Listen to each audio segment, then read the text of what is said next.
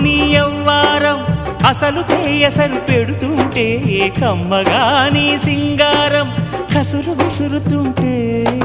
పిల్లడు నా పలహారం కొసరి కొసరి తినిపిస్తుంటే మెల్లగా నీ వ్యవహారం కొసరు అడుగుతుంటే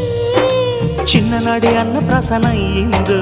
కన్యదాని వన్నె ప్రసన అవ్వాలోయ్ అమ్మ చేతి గోరు ముద్ద తిన్నాను అందగాడి గోటి ముద్ర కావాలో